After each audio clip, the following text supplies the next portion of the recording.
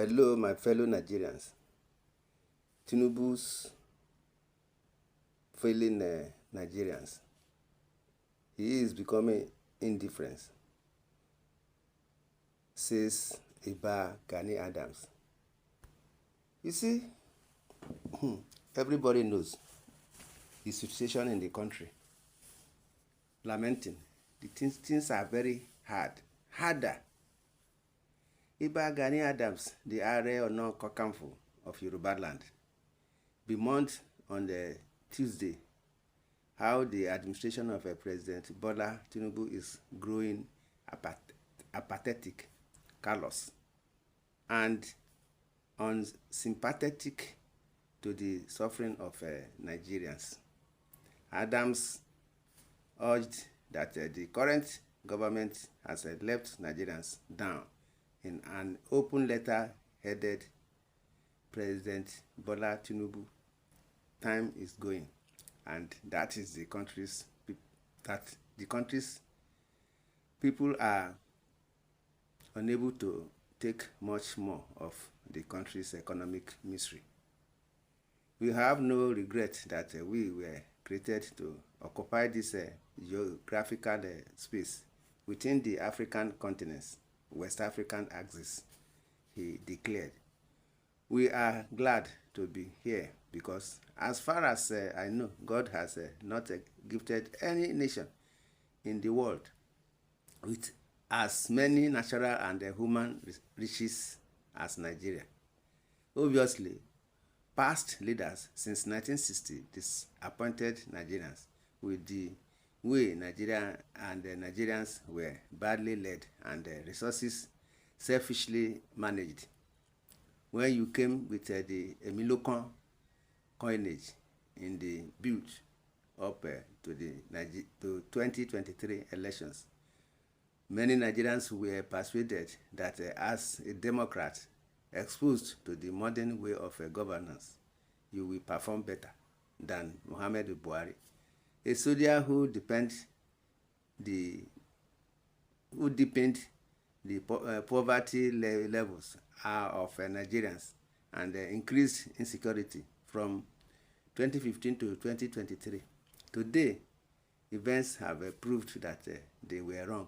Mr. President, to say the truth, without minding whose ox is God, you have disappointed many Nigerians who thought you were the Messiah they were waiting for. The facts are there to speak for themselves.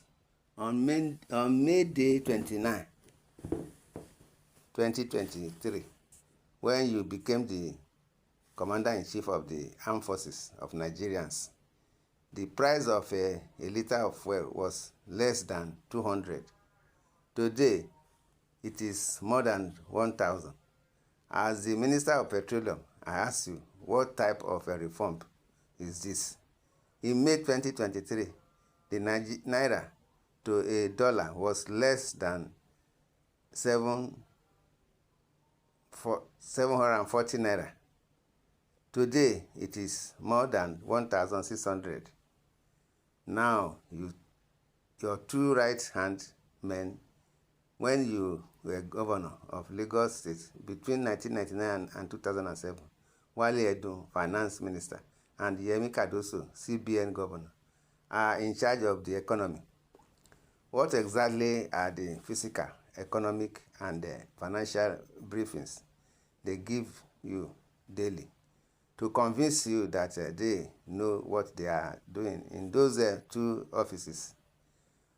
When Buhari left on the May 29, 2023, many Nigerians heaved a sigh of relief that insecurity will soon become history. Pitiably, today, from the north to the south, east to the west, the rate at which Nigerians are being abducted and some killed, even after ransom was paid, it was as if these bloodthirsty maniacs have just been unleashed on the Nigerians from the hottest part of hell.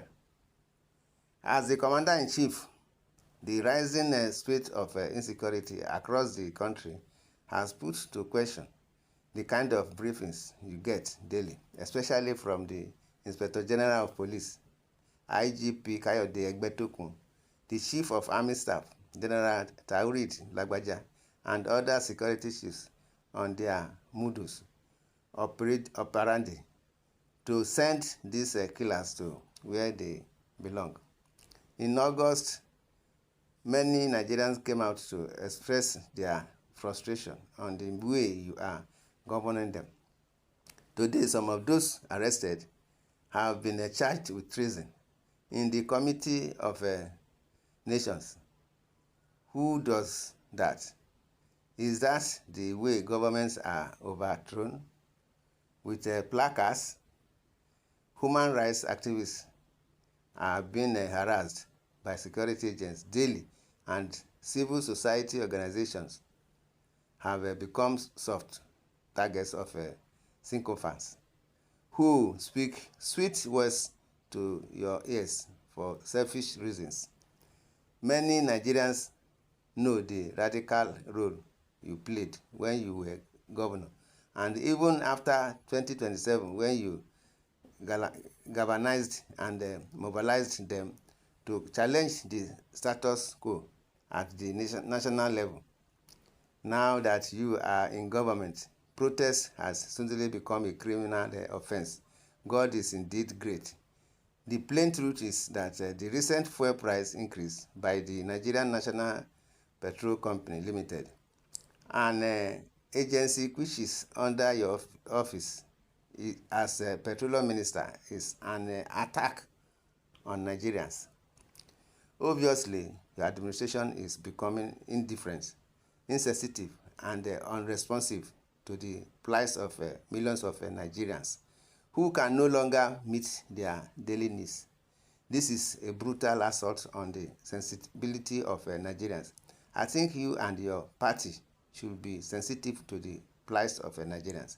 Mr. President, don't you think the wicked and draconian increase in fuel price, especially at this time that Nigerians have been pushed to the wall, is a huge recipe for crisis? Nigerians can no longer bear this economic hardship any longer. My people, this is what we are saying, that the president should do the needful so that the masses will not wallow in poverty and sufferness. You see, hear what our people in the comment section, some of them are saying. Most of those who voted for him during the last general elections are regretting. Corruption is flourishing under his watch. People are hungry. Masses are getting poorer. NNPCL and Meleke Kyari are doing what they like to bring more sorrow and hardship to the masses. And the president is saying he's bringing hope. Which hope? Security here and there. Gas kilo is 1,500 naira in my side. This is another headache. Please, I appeal to every one of us to please give him. What time do you want us to give him? How many years do you want us to suffer before he will do the needful? No. It is very, very, very, very obvious that this man is not ready to do the needful. Some Yorubas never say anything bad. This evil colony can call Tinubu. Governments, they have swear with the blood and the future of their unborn kids to defend failures for the rest of their life. Father, have mercy. Be merciful unto us, Father. Lord, Father, take control. I know Nigeria, God will intervene into Nigerians' problem one day. My people, what do you say? in the comment section. Say your opinion. Comment, share, love, like. God bless Nigeria. Thanks and God bless. Amen.